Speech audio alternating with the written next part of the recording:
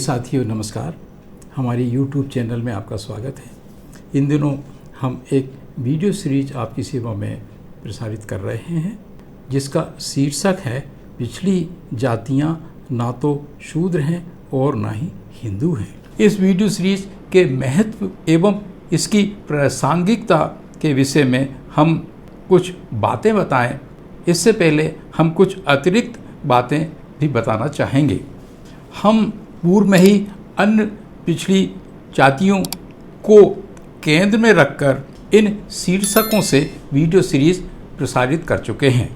पहली video series अन्य पिछड़ी जातियां मात्र सांस्कृतिक आंदोलन से ही शासन प्रशासन में समानुपातिक भागीदारी पा सकती हैं।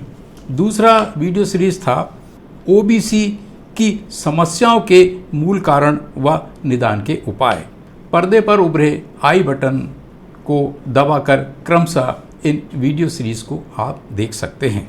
इस वीडियो सीरीज की विषय वस्तु का क्या महत्व है और जिन मुद्दों पर हम इस वीडियो सीरीज में चर्चा कर रहे हैं, इस विषय में इसकी क्या प्रासंगिकता है, इसके विषय में हम प्रथम एपिसोड में विस्तार से चर्चा कर चुके हैं। लेकिन यहाँ इस एपिसोड में कुछ खास बातें दोहराना चाहेंगे। जैसा कि आप जानते हैं, इन दिनों जो हिंदुत्व एवं हिंदुत्व राष्ट्र का अन्य पिछड़ा वर्गों में जुनून सवार है, इससे भारत का लगभग 52% विशाल जन समुदाय किस तरह से अपने संवैधानिक अधिकारों, मूलभूत अधिकारों एवं मानवाधिकारों से वंचित है। इतना ही नहीं, यह विशालतम जन समुदाय अपने परंपरागत शत्रु भारतीय उच्च जातीय शासक वर्ग द्वारा दुरुपयोग किया जा रहा है।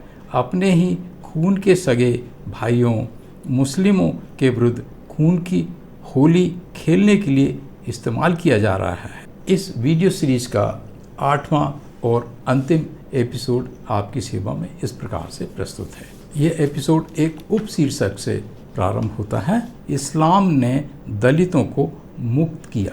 इस्लाम के लिए मुस्लिम भी बहुत पहले अतिशूद्रों अर्थात गैर हिंदुओं को नीचे के स्तर का समझते थे, क्योंकि उच्च जातियों ने मनुवादी व्यवस्था के अंतर्गत उन्हें बुरी तरह से कुचल कर रखा था। अगर 1000 वर्षों तक मुस्लिम शासन रहने के बावजूद भी हम आज भारत में गैर मुस्लिम आबादी अधिक संख्या में पाते हैं, तो इसकी वजह यह है कि मुस्लिम शासकों ने लोगों को इस्लाम धर्म में परिवर्तित करने के लिए कभी कोई रुचि नहीं दिखाई। अनेक अछूत, जिनमें अनुसूचित जातियां भी शामिल हैं और पिछड़ी जातियां भी शामिल हैं, अपनी सामाजिक स्थिति को सुधारने, अपने मानवाधिकारों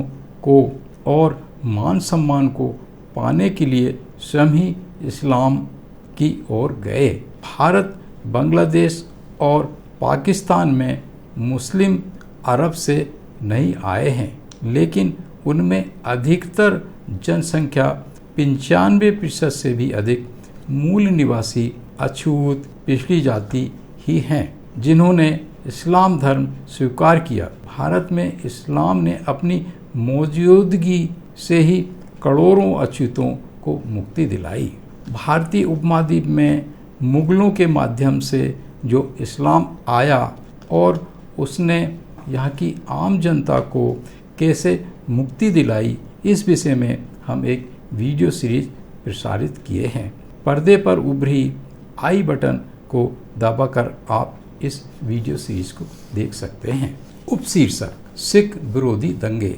इस तरह हिंदू साहित्य या धर्म ग्रंथों में शूद्रों से संबंधित सभी संदर्भों, व्याख्याओं, शब्दार्थों, भावार्थों का मतलब उच्च जातीय गैर ब्राह्मण शासक वर्गों से है, न कि अनुसूचित जातियों, अनुसूचित जनजातियों, अन्य पिछड़ी जातियों से या जाट या गुर्जरों से। इन जाटों, गुर्जरों और दीगर पिछड़ी जातियों को चाहिए कि वे सिखों, मुस्लिमों और अनुसूचित जातियों के विरुद्ध हिंसा में उच्च जातियों के सुरक्षा गार्डों की तरह कार्य करना बंद कर दें। उच्च जातियों ने नवंबर 1984 में भोले भाले सिखों के विरुद्ध निरंकुश दंगों में जाटों और गुर्जरों के गुंडा तत्वों को भिड़ाया था और इन्हीं उच्च जातियों के कथित राष्ट्र प्रेम ने भी इन दंगों के जरिए गुर्जरों, जाटों और वाल्मीकियों अनुसूचित जातियों का भंगी संप्रदाय पर दोष मढ़ा। इस प्रकार उच्च जातियों के नाजी तत्व चिनगारी भड़काकर सुरक्षित बच निकलते हैं और पुलिस ने भी इन दंगों की देखरेख की। इन संप्रदाय के किसी भी व्यक्ति ने इन आरोपों का ना तो विरोध किया और ना ही खंडन किया। कुल मिलाकर यह इस बात को दर्शाता है कि इन संप्रदाय के लोगों का उच्च जातियों के प्रोपेगेंडा तंत्र द्वारा बहुत बुरी तरह से पतन और गुलामीकरण कर दिया है। अम्बेडकरवादी हमेशा न्याय का पक्ष लेते हैं।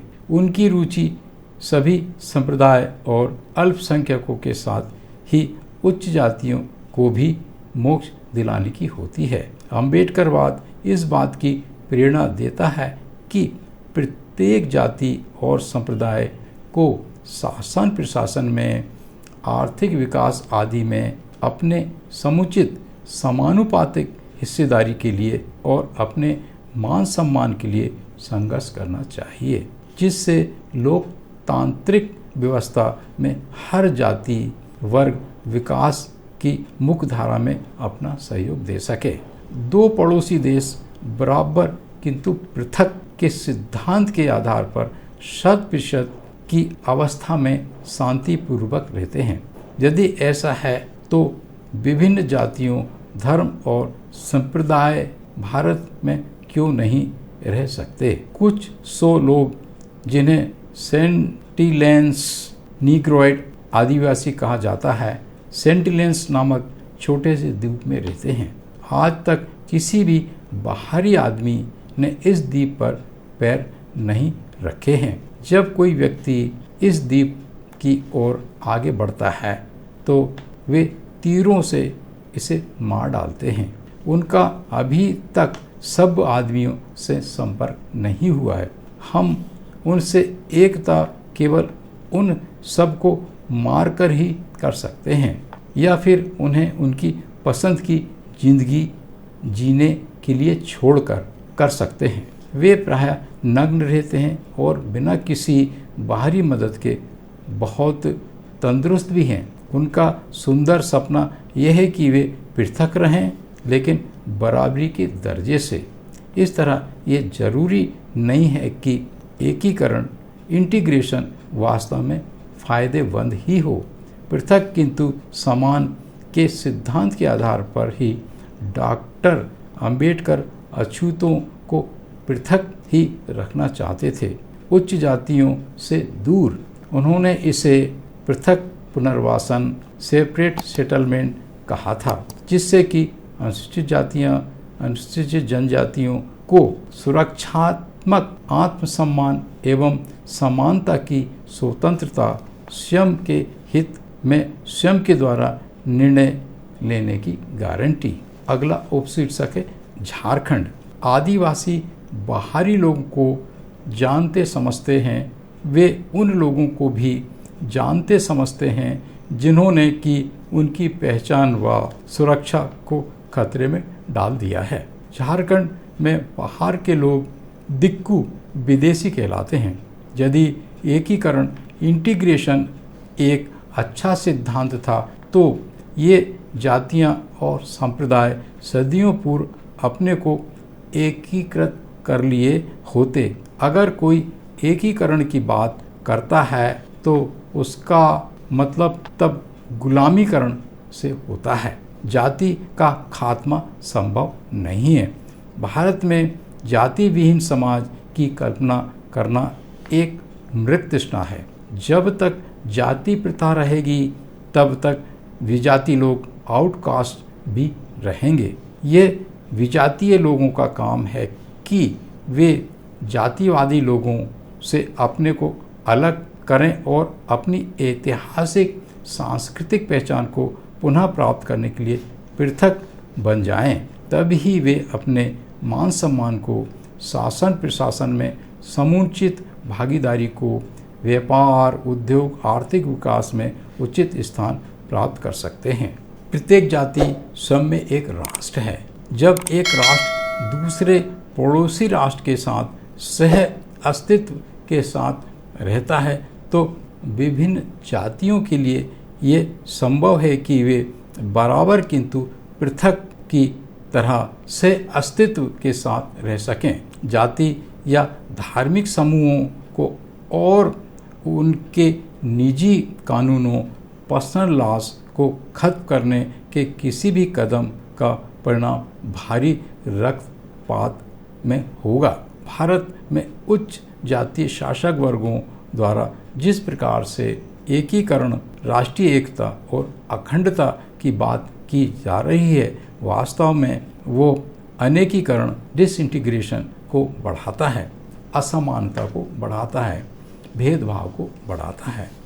इस प्रकार साथियों, हमारा ये वीडियो सीरीज़ का 8वां और अंतिम एपिसोड यहाँ समाप्त होता है। अंत में हम ये निवेदन करना चाहेंगे कि वास्तव में जिन गूढ़ रहस्यों को हम इस वीडियो सीरीज में प्रस्तुत किए हैं और हमारे विद्वानों ने आज से लगभग 30-35 वर्ष पूर्व जिन चेतावनियों को हमारे सामने रखा था, आज हमारे नेता बुद्धिजीवी वर्ग उसका पालन करने में असमर्थ रहे। यही कारण है कि आज भारत टूटने के कगार पर है और चारों ओर अशांति, असुरक्षा की भावना है। एक निवेदन हम और भी करना चाहेंगे कि हमारे इस वीडियो सीरीज़ की गंभीरता को और उसके महत्व को आप अच्छी तरह से जानना चाहते हैं तो वीडियोस को आइसोलेशन में ना देखते हुए इस वीडियो सीरीज़ को पूरा क्रम से देखें, तब आपको हमारी इस बात का महत्व आपको ज्ञात होगा। हमारे साथ बने रहने और पूरा एपिसोड देखने के लिए बहुत बहुत धन्यवाद। यदि आपको ऐसा लगता है कि हम कुछ मौलिक बातें आपके सामने प्रस्तुत कर रहे हैं और कुछ चेतावनी आपको दे रहे हैं तो हमारी इस चैनल को सब्सक्राइब करने, शेयर करने और लाइक करने का कष्ट करें। पुनः नमस्कार।